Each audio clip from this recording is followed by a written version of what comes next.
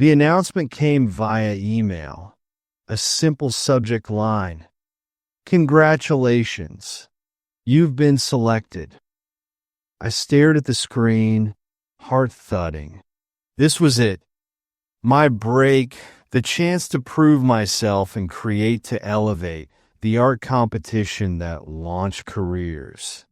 The rules were simple: a new piece every week, elimination at each round, and the grand prize, a gallery deal and $500,000 dangling at the end. I moved into the provided studio apartment the next day, sparse and industrial. The space had an unnerving sterility, but I was too thrilled to care. I was competing against 20 others, and for the first time in years, I felt like I belonged somewhere. The first week flew by in a haze of paint and adrenaline. My piece, a vivid, chaotic swirl of color, garnered praise from the judges.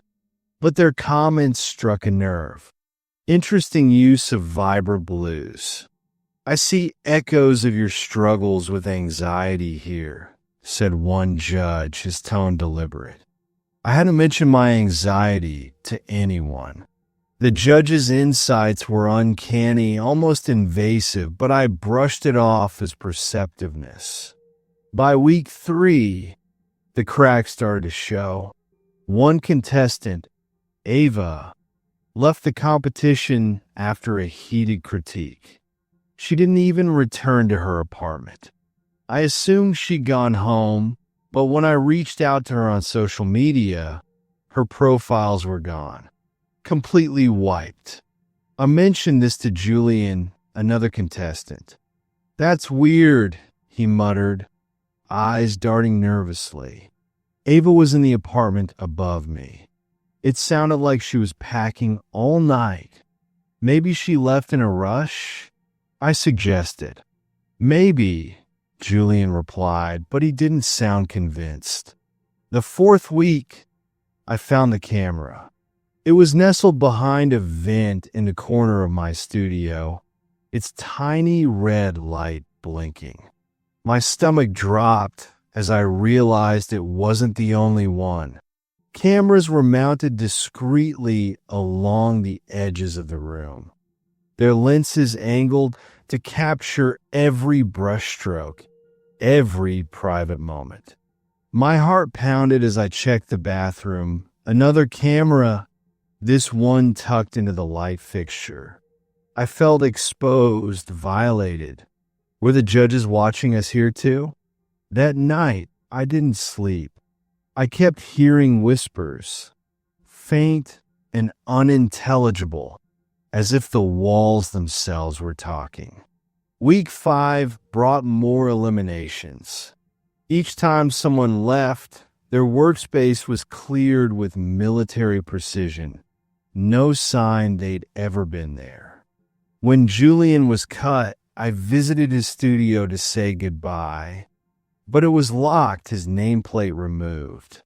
I confronted one of the production assistants, a woman in a pristine blazer who always smiled too much. "What happens to the eliminated contestants?" I asked. "They leave," she said simply, the words practiced. "Where?" She hesitated. "That's confidential." Week 6 was my breaking point. The judges' critiques grew sharper, laced with intimate details about my life. "Your choice of muted tones suggests self-doubt, likely stemming from your strained relationship with your father," one said. I'd never spoken about my father to anyone here. My hands trembled as I stared at my painting. They weren't just watching, they were mining my life for content. That night, I hacked into the studio's network, desperate for answers. What I found chilled me. The competition wasn't just for art, it was a massive social experiment. Our studios were live streamed to a hidden subscriber base. viewers paying obscene amounts to watch us unravel under pressure. In the files, I found contracts none of us had seen, detailing full access to our personal lives. The eliminated contestants? They weren't going home. They were being removed from the program for breaches of confidentiality. The final week arrived. I was one of the last two contestants. My final piece, a stark, black and white depiction of surveillance, was both my protest and my farewell. I knew I couldn't win. The system was rigged, and I was a threat. The morning of the finale, I left my studio and walked into the judges' meeting. Their eyes widened as I held up the incriminating files. "This ends now," I said, my voice steady. One judge leaned forward, unruffled. "You don't understand," he said. "You're not competing anymore. You're the show." Before I could respond, security flooded the room. They didn't drag me out. They simply ushered me back to my studio and locked the door. The cameras blinked, more active than ever, as if the world was holding its breath. Now I sit here waiting. The finale airs tonight, and the only question left is what role I'll play in their script. The job came through an unexpected call. "We need a professional," the man said, his tone calm but firm. "A safe that won't open. Name your price." I hesitated. Calls like this often came with complications. But the address, an upscale estate in a gated neighborhood, suggested good money. "I'll take it," I replied, scribbling down the details. The mansion was imposing, with tall iron gates and hedges trimmed to precision. A butler greeted me at the door, leading me to a study where the client waited. Mr. Dwyer, a broad man in an immaculate suit, sat behind a massive oak desk. He motioned toward a wall safe hidden behind a painting. "I need this open tonight," he said, his voice even, his expression unreadable. I got to work pulling out my tools. It wasn't a particularly complex lock, an older model with a few quirks. Within 20 minutes, the door clicked open, revealing neatly stacked documents in a small case. Dwyer's lips twitched into what could have been a smile. He handed me a thick envelope stuffed with cash. "Forget what you saw. That's your real payment." The warning lingered as I packed up my tools. 2 days later, I saw his house on the news. A raid, federal agents swarming the property, seizing files, dragging out employees. The report mentioned suspected ties to organized crime. My stomach dropped when I recognized the safe. The phone call came hours later. It wasn't Dwyer. It was an investigator. Polite but probing, he asked about my visit to the mansion. I stuck to the basics, claiming I had no idea what was inside the safe. The call ended, but the tension didn't. The next day, things escalated. A black SUV followed me from my workshop to the grocery store and then to my apartment. When I confronted the driver, they simply rolled up the tinted window and drove off. That night, I woke to the sound of glass shattering. My workshop had been ransacked, tools scattered, files gone.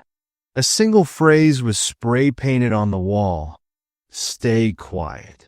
The authorities weren't the only ones watching. Dwyer's people wanted something too. As I pieced together what little I knew, one detail gnawed at me: the second safe. While working on the first, I noticed a larger vault in the basement, almost hidden behind wine racks. Dwyer hadn't mentioned it, but I'd seen it. Desperation outweighed fear. If I could get back to that house and find out what was in the second safe, maybe I'd have leverage. I returned under cover of darkness, the mansion still under investigation. Slipping past the caution tape, I made my way to the basement. The safe stood silent and ominous. It took longer this time, an hour of careful maneuvering before the lock gave way. Inside, instead of cash or jewelry, I found files marked with the names of politicians, corporate executives, and law enforcement officials. Photographs, documents, even recordings detailing bribes, illegal deals, and worse. I barely had time to process it when the sound of footsteps echoed above me. I stuffed as much as I could into my bag and darted for the back exit. The next week was a blur of paranoia. Every shadow, every passing car felt like a threat. I couldn't go to the police. Half the names in the files were likely connected to them. And Dwyer's associates? They wouldn't stop until they got the files back. I contacted a journalist anonymously, dropping the documents in a secure location. I thought it was over, but the news broke only part of the story, enough to hint at a massive conspiracy, but not enough to bring it down. Now both sides are after me. I sit in a cheap motel room, a burner phone on the table, waiting for the call that will decide my next move. I have just enough of the files left to tip the scales, but every decision comes with a cost. And in the silence of this room, I wonder how long I can keep running. The warehouse was cold and dimly lit when I arrived. A supervisor, wearing a badge that didn't match his calm demeanor, handed me the package, a sealed black case with no labels or markings. "Deliver this to touring facility, Dock 7, he said. "No stops, no questions." I nodded, noting the emphasis. It wasn't unusual for courier work to have some confidentiality, but the security around this job felt heavier than usual. The paycheck, however, was enough to silence my doubts. The facility was over an hour away, deep in a rural area with empty highways stretching between barren fields. As I drove, the case sat on the passenger seat, seemingly ordinary, yet radiating an inexplicable weight. Curiosity simmered, but I pushed it aside. The job was simple: deliver and leave. About halfway there, I felt it, an itch in the back of my mind that refused to be ignored. I pulled into a diner parking lot, away from the main road. The night was quiet, the parking lot deserted except for a single flickering street lamp. My hands trembled as I unlatched the case. Inside were vials of murky liquid, each marked with biohazard symbols and numbers that meant nothing to me. A single sheet of paper was tucked beneath them, but before I could read it, headlights appeared in my rearview mirror. The car parked several spaces away. Two men in dark jackets got out, their movements deliberate but unhurried. My pulse quickened. Closing the case, I slid it under the seat and stepped out of the van, trying to look casual. "Hey," one of them called out, his voice steady but firm. "Got a package for us?" My instinct screamed at me to run, but I held my ground. "I'm on a delivery. It's not for you." The second man reached into his pocket, and I saw the glint of metal, a gun. "We don't have time for games," he said. "Hand it over." I jumped back into the van, slammed the door, and hit the gas. My tires screeched as I sped out of the lot, the other car roaring to life behind me. They stayed on my tail as I swerved onto the highway, my heart pounding with every sharp turn. The van's GPS beeped, rerouting me to the nearest exit. That's when it hit me. The package was being tracked. These men didn't just know where I was. They could follow me anywhere. I veered off the main road, heading into a dense forest. The dirt path was narrow and uneven, jostling the van as I sped through. My pursuers followed, their headlights cutting through the trees like searchlights. I gripped the wheel tightly, barely managing to stay on the path. When the road ended at a clearing, I slammed on the brakes and jumped out, grabbing the case. My breaths were shallow, my mind racing. I couldn't take it back to the facility. They were part of this, but keeping it was just as dangerous. The men were closing in.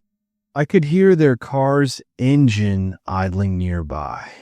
My eyes darted around, searching for cover. A small, abandoned shed stood at the edge of the clearing. I sprinted toward it, ducking inside just as their flashlight beams swept the area. Inside, the shed was cramped and musty, the air thick with the scent of rotting wood. I crouched behind a stack of rusted tools, clutching the case to my chest. The men's voices carried through the night. "Find him," one said. "We need that package." Minutes felt like hours as they searched the area.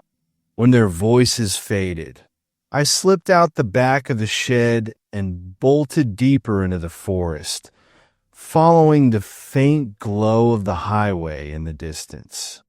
By the time I reached the main road, I was exhausted but alive. I flagged down a passing truck, hitching a ride to the nearest town. My delivery van was gone, and so was the case. I'd left it behind in the shed, hoping the trail would go cold. The next day, the news reported a fire in the forest. Authorities claimed it was a controlled burn, but I knew better. Whatever was in that package wasn't meant to be found. I'm back home now, trying to forget, but something feels off. Every car that lingers too long, every stranger's glance, it all feels like a warning. The job is over, but I can't shake the feeling I was part of something far bigger and far more dangerous than I'll ever understand. The ad for the apartment caught my attention immediately. Quiet, historic building, creative workspace friendly, utilities included. It sounded perfect for a writer on a budget, and the rent was unbelievably low for the city. When I toured the place, the landlord, a wiry man with thin hair and an apologetic smile, mentioned that the unit above mine was vacant. "No worries about noise," he assured me. I signed the lease that same day. The first night was uneventful, just the occasional groan of the old pipes and the hum of the radiator. By the second night, the noises began, faint at first, a dragging sound like someone moving furniture across the floor directly above me. It was odd since the apartment was supposed to be empty. By the third night, it was louder. Thud, scrape, drag. I lay in bed staring at the ceiling, my frustration growing with every noise. The next morning, I went upstairs and knocked on the door. No answer. The hallway smelled faintly of dust and old wood, and the door looked untouched, its keyhole gleaming with disuse. I tried the handle, but it was locked. The landlord dismissed my concerns when I brought it up. "This is an old building," he said, not quite meeting my eyes. "Sometimes it settles." Settles? That was an understatement. The noises got worse, louder, and more erratic. Sometimes it was furniture. Sometimes it sounded like someone pacing. Once, I heard a crash so loud it shook the light fixture in my kitchen. That night, I couldn't take it anymore. Armed with a flashlight, I crept back upstairs. The door was slightly ajar this time, as if it had been left open for me. My stomach twisted, but curiosity pushed me forward. The apartment was immaculate. The furniture was antique, arranged precisely. A dining table was set for two, complete with plates and silverware. The air was still, the silence oppressive. It felt like stepping into a museum exhibit, everything frozen in a snapshot of a life long gone. Then I noticed the dust, or rather the lack of it, not a speck on the surfaces. The room smelled faintly of lemon polish, as though someone had cleaned it that very day. I turned toward the bedroom, the sound of my footsteps muffled by a plush rug. The bed was made perfectly, the pillows fluffed and symmetrical. On the nightstand sat a photograph of a couple, their smiles faded by time. That's when I heard it, a faint whisper, low and indistinct, coming from the walls. My chest tightened as I turned back toward the door, only to find it closed. My hand shot to the handle, but it wouldn't budge. The whispering grew louder, overlapping voices forming a dissonant hum. Panic surged through me. I banged on the door, shouting for help, but the building swallowed my cries. The whispers became clearer, fragments of sentences in a language I didn't understand. The lights flickered. In the brief moments of darkness, I swore I saw shadows moving, not cast by me, but by something else, something unseen. Desperate, I searched the room for another way out. The window was sealed shut, the glass warped with age. My phone had no signal. I opened drawers and cabinets, finding them empty save for faint scratches on the inside, as if someone had clawed at them in desperation. Suddenly, the voices stopped. The silence was suffocating. I turned back to the bedroom and froze. The photo on the nightstand, it had changed. The smiling couple was gone, replaced by a single figure staring directly at the camera. It was me. The door creaked open behind me, but no one was there. I didn't question my chance to escape. I bolted down the stairs and into my apartment, locking the door behind me.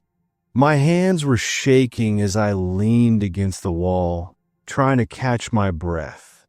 The next morning, I packed my things and left. The landlord didn't ask why, and I didn't offer an explanation.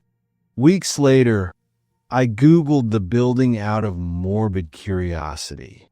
Buried in decades-old news clippings, I found a story about a couple who had lived there in the 1960s. They were found dead in their apartment, their belongings untouched, the cause of death never determined. I never told anyone what I saw, but sometimes in the dead of night, I still hear that dragging sound, and I wonder if it's coming from the place I left or from somewhere much closer. The terminal was quiet as I boarded my final flight. 20 years as a flight attendant, and this was my last shift before retirement. It was a red-eye from New York to Chicago, a route I'd done countless times. As passengers trickled on board, I did my usual routine: warm smiles, checking seat belts, offering reassurance to the nervous flyers. Everything felt normal until he boarded. He was mid-40s, dressed in a plain hoodie and jeans. His face was unremarkable, but his movements were deliberate, too calculated. He didn't meet anyone's eyes as he walked to his seat in the middle of the plane. Something about him made my stomach tighten, though I couldn't pinpoint why. We were 30 minutes into the flight when he stood up abruptly. I was near the galley, preparing a round of drinks, when he brushed past me toward the cockpit. I stepped into the aisle to block his path. "Sir, please return to your seat," I said, my voice calm but firm. He didn't stop. Instead, he turned to me, lowering his voice so only I could hear. "There's a bomb on board. I need to speak with the pilots." My breath caught, but I held my composure. "Sir, let's not alarm anyone." "I'm not here to hurt anyone," he interrupted, his tone eerily steady.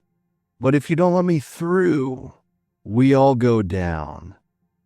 My heart raced as I followed him to the cockpit. The pilots, alerted by my knock, opened the door cautiously. The man didn't waste time.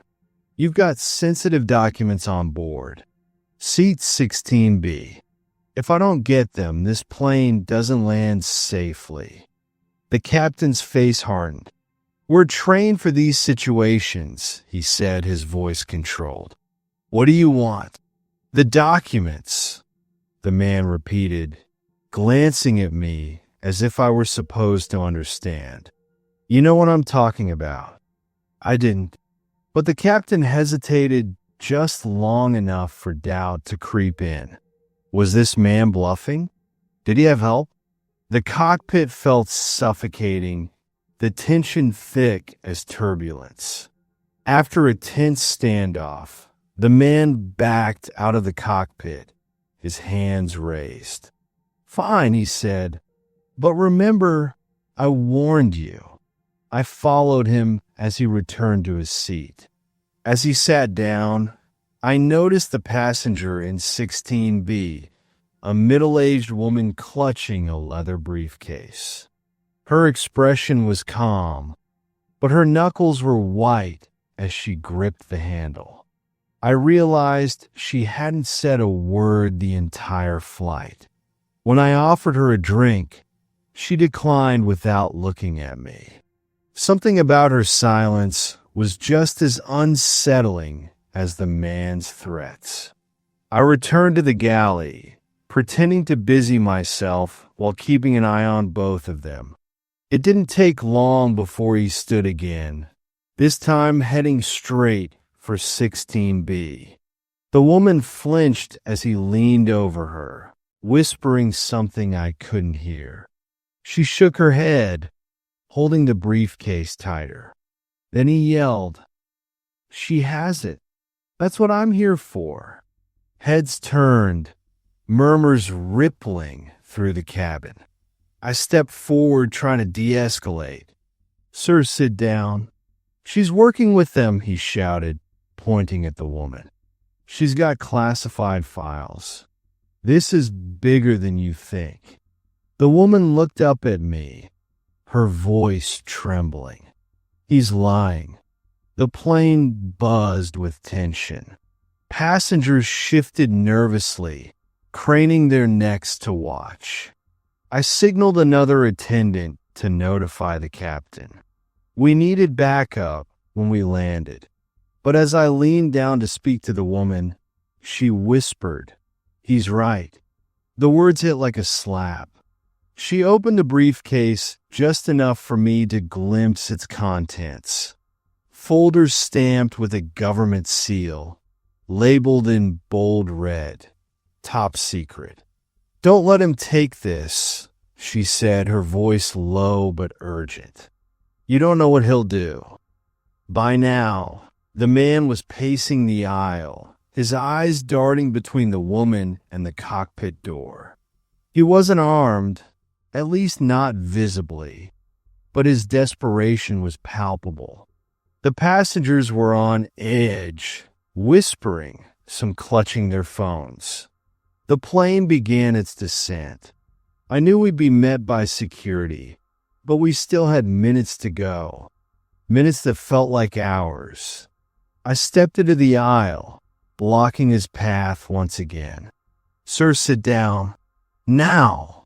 "I'm trying to save lives," he hissed. "You don't get it. What's in that case? It'll destroy everything." Behind me, the woman clutched her briefcase tighter, her gaze steady. I didn't know who to trust, but I made my decision. When we landed, the man was escorted off the plane first, handcuffed and shouting about conspiracies. The woman left quietly, surrounded by men in dark suits who blended seamlessly into the airport crowd. As I stepped off the plane, the captain pulled me aside. "Good work tonight," he said. "But whatever you saw, forget it." I tried, but even now, I wonder who was telling the truth. The man's words haunt me, as does the briefcase's forbidden contents. And sometimes I think I made the wrong choice. It started as an ordinary day at the office, sifting through account audits and ledgers. As a financial analyst for one of the top investment firms in the city, my job was to ensure that everything balanced and every transaction followed the law. But one set of accounts didn't make sense. It wasn't just the numbers. They were perfect, almost too perfect. Massive sums moved through shell companies and offshore accounts, always landing in untraceable pockets. What caught my attention was the timing. Every major deposit coincided with a disaster. A factory fire, a collapsed bridge, a cyber attack. I flagged the accounts for review and emailed my supervisor. "Looks suspicious," I wrote, attaching the files. A few hours later, I was called into his office. "Drop it," he said without looking up from his desk. I frowned. "Sir, this could be a major issue. Fraud, maybe even—" "Leave it alone," he interrupted, his tone sharp. "These accounts are above your clearance." Clearance? That wasn't how things worked here. My unease grew, but I nodded and left. Back at my desk, I stared at the files, their red flags glaring on my screen. I copied them onto a flash drive before closing everything down. That evening, I dove deeper. Alone in my apartment, surrounded by the glow of my laptop, I traced the transactions back years. Each one was tied to a catastrophe that had made headlines. Fires, floods, accidents, all seemingly random until I saw the pattern. Each disaster created chaos in the stock market, and each time, our firm came out ahead, making massive gains. It wasn't coincidence. Someone was orchestrating the disasters, profiting off the panic they caused. The knock at my door startled me. My stomach clenched as I glanced at the clock. It was nearly midnight. I wasn't expecting anyone. I approached cautiously, peeking through the peephole. No one was there. When I opened the door, I found an envelope on the floor. Inside was a single typed note: "Walk away while you still can." My chest tightened as I scanned the hallway. It was empty, silent except for the hum of the elevator at the far end. I locked the door and bolted it for good measure. The next morning, I arrived at work to find my access restricted. My computer login didn't work, and the files I'd flagged were gone. My supervisor called me into a meeting room. "We're placing you on administrative leave," he said, his expression unreadable. "Why?" I demanded. "Because I did my job." He sighed, almost as if he pitied me. "Some things are bigger than you. Take the leave, go home, and think carefully about your next steps." I left the office with a box of my things and the growing realization that I was being silenced. That night, I noticed the flash drive was missing.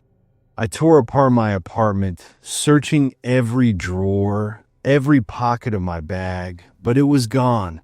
My paranoia deepened when I spotted a car parked across the street. It hadn't been there before, and it didn't leave for hours. I couldn't sleep. The pieces were falling into place, too perfectly just like those accounts. Whoever was behind this had power, resources, and no hesitation about using them. The next morning, I received an email from an encrypted address. Attached were documents I'd never seen before: blueprints, communications, and schedules for disasters that hadn't happened yet. Fires, floods, even a train derailment. The scale of it was staggering. The email ended with a question: "Are you with us or against us?" I didn't respond. Instead, I contacted a journalist I trusted. We arranged to meet in a quiet cafe far from the city center. I brought everything I had: the email, screenshots, and printed records of the transactions. As I waited, sipping coffee and watching the door, I noticed a man sitting 2 tables away. He wasn't drinking or eating, just reading a newspaper that he hadn't turned a page of in 20 minutes. When the journalist arrived, the man stood and left. I handed over the documents, explaining everything in hushed tones. She promised to investigate. The next day, the journalist's phone was disconnected. Her website went dark. When I called her office, her colleagues claimed she had taken an extended leave. Then, I received another note: "We warned you." I don't know what to do. The files are gone, the people I trusted unreachable. My bank accounts have been frozen, my phone tapped. I'm sure of it. I'm trapped in a web that feels impossible to escape. And every time I hear about a disaster on the news, I wonder how much longer I have before I'm the next casualty. The lab was deeper underground than I expected, behind 3 checkpoints and a steel door that hissed when it sealed. I'd been hired for my expertise in ancient scripts, an opportunity too prestigious and lucrative to refuse. The text they handed me, locked in a temperature-controlled case, looked like something out of a museum exhibit. Yellowed parchment, ink faded but legible.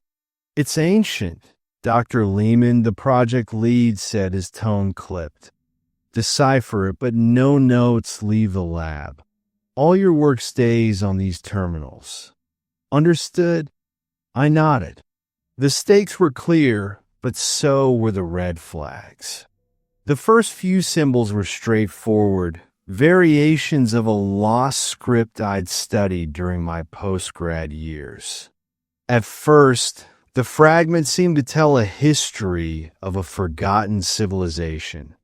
stories of their leaders, conflicts, and achievements. But then the details grew strange. A reference to great towers falling in clouds of ash. Another describing waves of sickness spreading across distant lands. The dates were impossible. The script, thousands of years old, described events far too recent. I approached Dr. Lehman with my findings. "This isn't ancient," I said. "These details are modern. Did someone alter the text?" He gave me a thin smile. "Just keep working." The dismissal irritated me, but curiosity outweighed my frustration. I returned to the terminal, diving deeper into the translations. Over the next week, the text became eerily precise. Specific names and places appeared, tied to historical catastrophes and events. Wars, pandemics, economic collapses. The lab became suffocating. The constant hum of servers filled the air, and cameras tracked every move.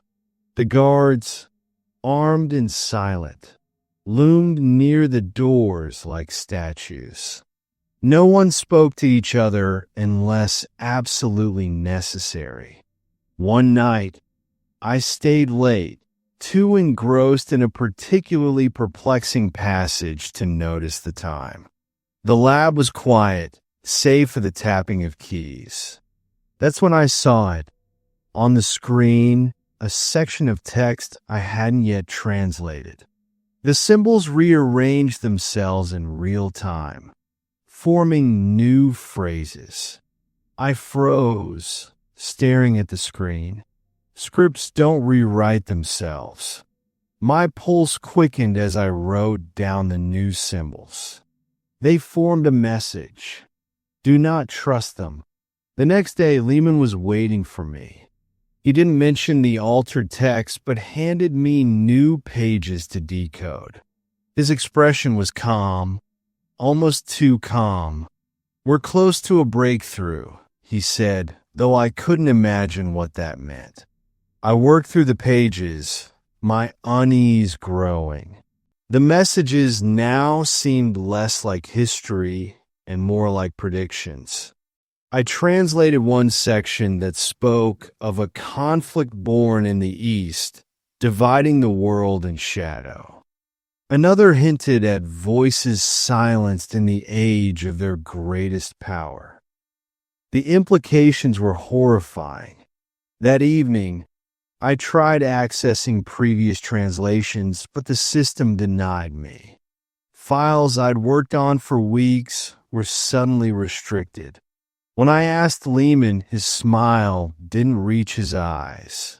"Focus on the new text," he said. I couldn't shake the feeling I was being watched. Cameras weren't just in the corners of the lab.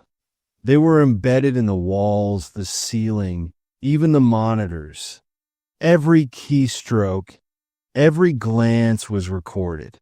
On the 6th day, I decided to test the system. I scribbled a note. "Why am I here?" and tucked it under my keyboard. The next morning it was gone. By then, sleep had become impossible. The weight of the texts, combined with the oppressive atmosphere of the lab, was crushing. My thoughts raced as I pieced together the fragments. The scripts weren't documenting the past. They were mapping the future.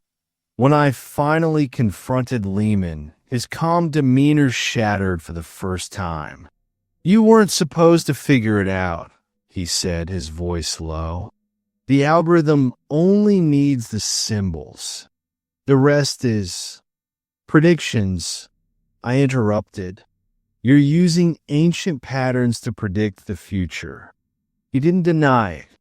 Instead, he motioned toward the door where 2 guards stood waiting. "You've seen too much. Your work here is finished." They escorted me out, not to the exit, but to a dimly lit room with a single chair and a camera mounted on the wall. Said one of them ordered. I didn't comply. Instead, I lunged for the door, only to feel a sharp sting in my neck. My vision blurred as I crumpled to the floor. The last thing I saw was Lehman's face, impassive, as he stepped into the room. I woke up in my apartment, the lab a foggy memory. My notes, my phone, even my access card were gone. On my desk sat a typed letter. Your contract is terminated. Any breach of confidentiality will result in consequences. But the worst part was the news that night. A headline scrolling across the screen. Unprecedented storm devastates coastal cities. Experts claim it was unpredictable. The symbols from the lab flashed in my mind, and I knew it had all been written long before it ever happened. When the rejection email landed in my inbox, I felt like my chest had been crushed. I'd been so sure I nailed the interview. The dream position at Titan Financial, a place that could change everything. As I stared at the words, "Thank you, but we've chosen another candidate," my phone buzzed with an unknown number. "Hello. I heard you didn't get the job," a calm, assured voice said. "But I can help you." The man introduced himself as Patrick, a career consultant. He'd seen my resume online and claimed he could give me a second chance. "You're qualified," he said, "but companies look for more than skills. They want confidence, prestige, the right story. I can give you that." I hesitated. It sounded shady, but the desperation in me outweighed my skepticism. I agreed to meet him. Patrick's office was nondescript, a plain desk, a laptop, and a few filing cabinets. He laid out a plan, a fabricated work history, glowing references, and an elite alma mater added to my CV. "It's not lying," he said. "It's leveling the playing field." Days later, I received a new resume, polished and embellished. It was everything I wasn't: degrees from Ivy League schools, positions at prestigious firms, recommendations from former managers. It felt like holding a ticket to a new life. Titan Financial called me back within 48 hours. The job was everything I'd imagined. Corner offices, high-stakes projects, colleagues who treated me like I belonged. I buried the guilt of my fake credentials under the mountain of work, telling myself it didn't matter if I could deliver. And I did deliver, outperforming my peers within weeks. But then things started to unravel. It began with the routine background check. HR sent an email requesting additional verification for my records. Panic bubbled under the surface as I forwarded it to Patrick. "Don't worry," he assured me. "I'll handle it." The next day, HR emailed again, this time more pointed. "We need you to provide direct contact information for your previous supervisors." I called Patrick in a frenzy. He laughed it off. "They won't dig that deep. Just send them the numbers I gave you." That evening, I found a flash drive on my desk. No note, no explanation. Inside were files, emails, invoices, and spreadsheets, all tying Titan to offshore accounts and money laundering schemes. My stomach churned as I realized what I'd stumbled into. The next day, a man I didn't recognize pulled me aside in the break room. He introduced himself as a senior executive and whispered, "We need to talk." He led me to an empty conference room, and closed the blinds. "We know about the flash drive," he said, his tone low and controlled. "You're smart enough to stay out of it, right?" I nodded, my throat dry. But as soon as I got home, Patrick called. "They're testing you," he said. "They want to see if you're loyal. Stay quiet, and you'll be fine." I didn't feel fine. I felt trapped. The flash drive was gone when I returned to my desk the next morning. In its place was a single sheet of paper, a contract for a special project that required complete confidentiality. When I hesitated to sign, the executive appeared again. "We gave you this chance," he said, his smile a threat. "It'd be a shame to see it wasted." The next week was a blur of late-night meetings and encrypted documents. I wasn't just laundering money, I was facilitating it. Every keystroke felt like another nail in my coffin. When I tried to contact Patrick, he was uncharacteristically curt. "You knew what you were getting into," he said. "No, I didn't," I snapped. "This isn't what I wanted." His voice dropped. "Then maybe you shouldn't have lied your way in." One night, I returned home to find my apartment ransacked. Nothing was taken, but my laptop was missing, along with the fake resume Patrick had created. On my kitchen counter, a note read, "You're in too deep. Don't make us clean up your mess." Now I'm stuck. I can't go to the authorities. The forged credentials tie me to Patrick, and the evidence makes me an accomplice. If I stay, I'll keep digging a deeper hole. If I run, I'll have nowhere to hide. Every email I send, every phone call I make feels like it's being monitored. My dream job has become a nightmare, and the walls are closing in. I wanted success so badly, and now it's cost me everything, including my freedom. The alarm blared, shrill and unrelenting, cutting through the usual hum of the office. It wasn't the first time we'd had a fire drill, but this one felt different. The intercom crackled, and a calm voice instructed, "Please proceed to your designated assembly points." I followed the flow of employees down the stairwell, my shoes clanging against the metal steps. Halfway down, a security guard stepped in front of me, blocking my path. "You," he said, pointing to me and a handful of others. "You're assigned to Protocol Group C. Follow me." Protocol Group C wasn't a term I'd heard before, but we were herded into a smaller exit on the side of the building.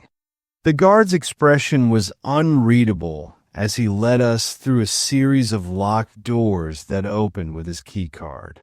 The hallway grew narrower, the fluorescent lights flickering faintly overhead. At the end, we entered a dimly lit room with no windows and a steel door. Inside were 5 chairs arranged in a row, facing a blank wall. A small intercom box sat high in the corner, blinking red. "What is this?" someone asked. The guard didn't answer. He stepped out and locked the door behind him, leaving us in uneasy silence.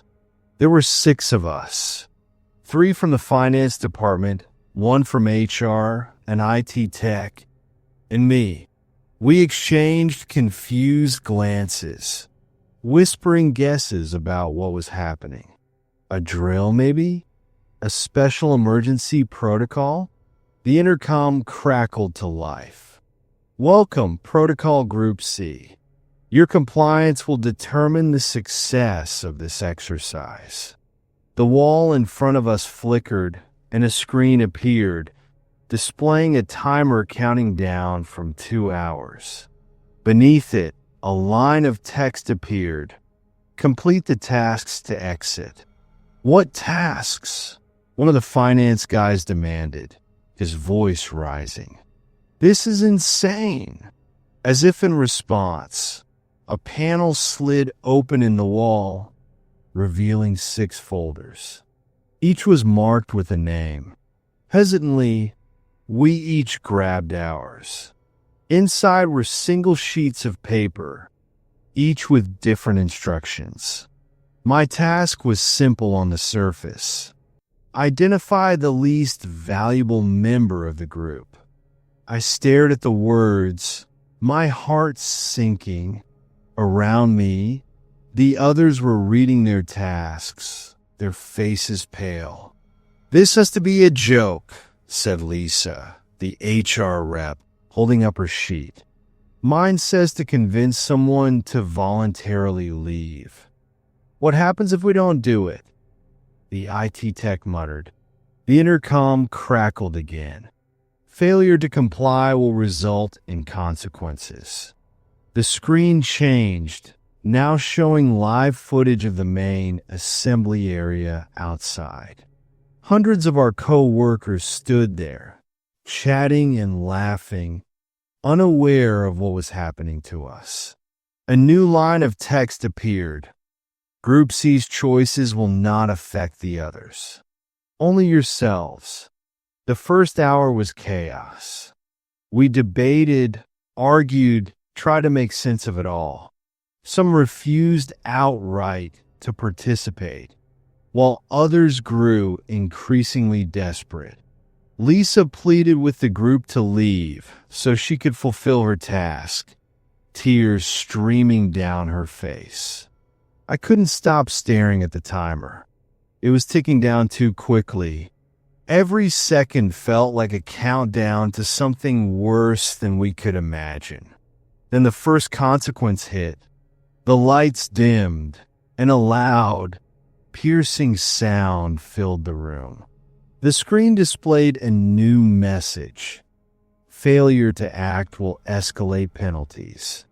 One of the finance guys doubled over, clutching his ears as blood trickled from his nose.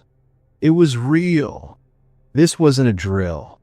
Fear replaced hesitation.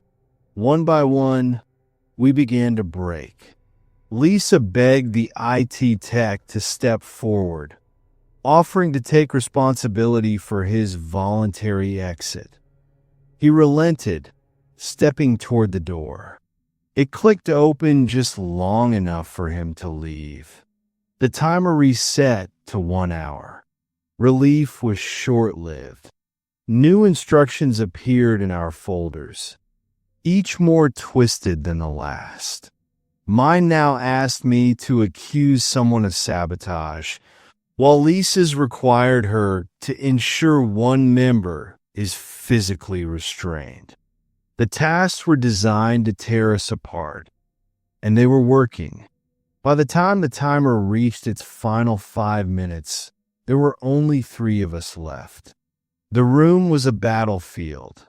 Chairs overturned, papers scattered, blood on the floor from the finance guy who'd lashed out in desperation before collapsing. The final task appeared on the screen. Choose one to leave.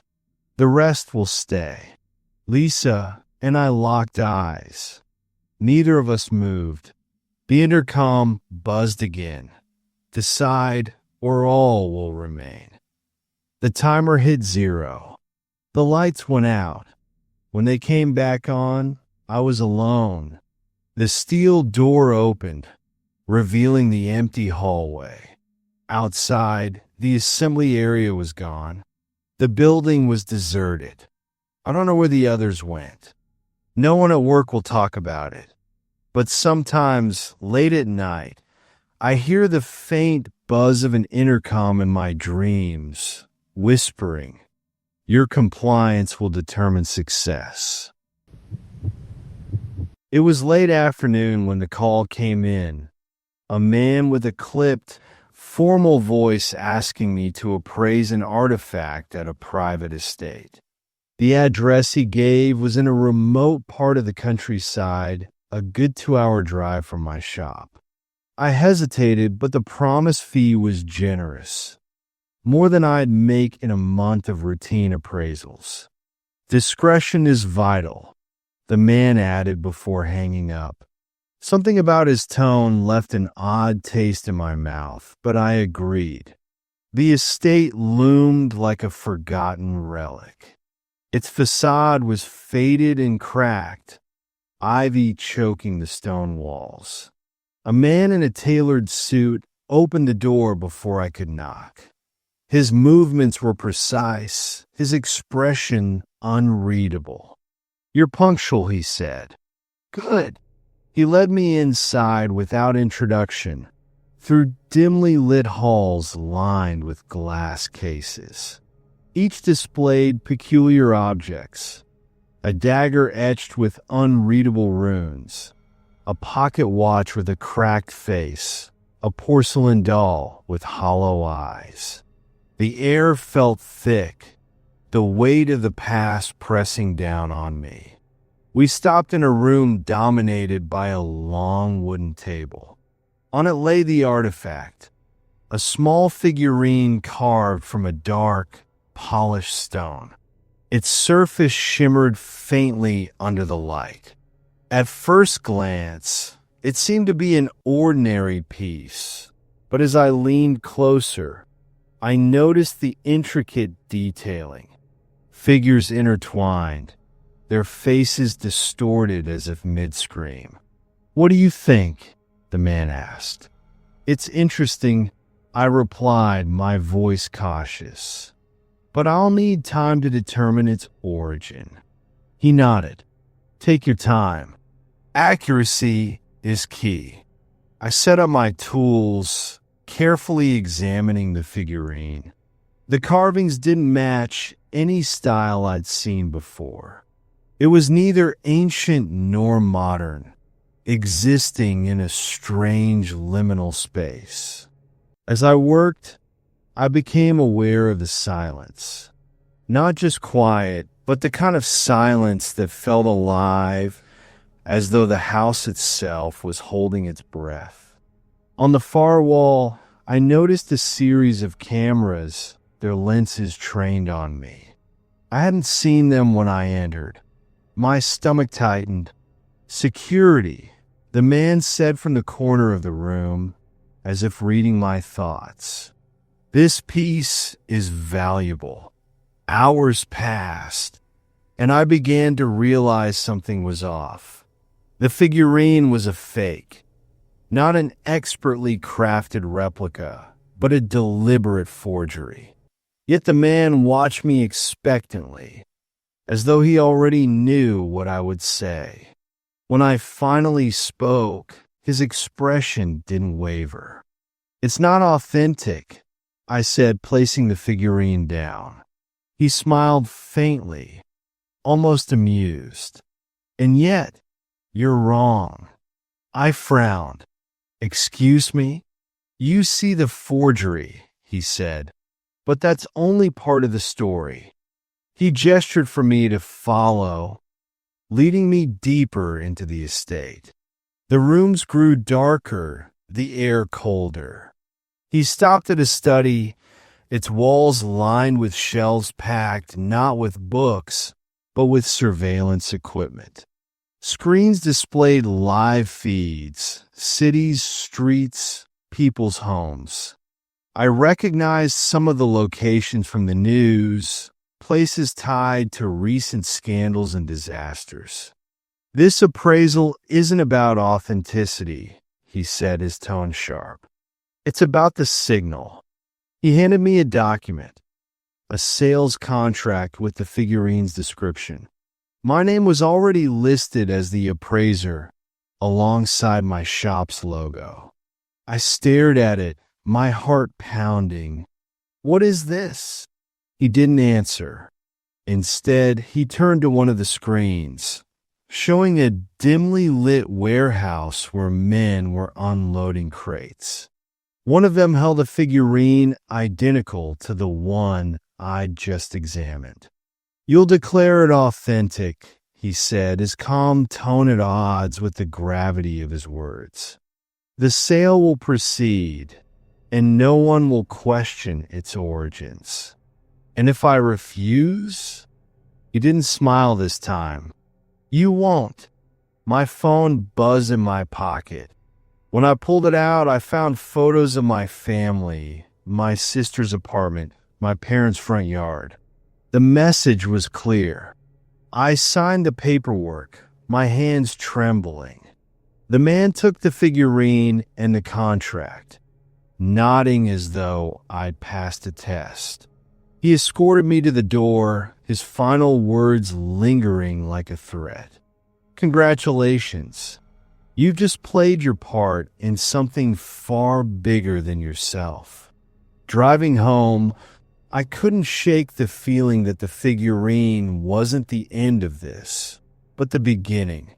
It wasn't just an appraisal. It was a message, a tool for something I didn't understand. And now, no matter how hard I try, I can't pretend I didn't see the faces on those screens. Don't forget to subscribe. You are the best.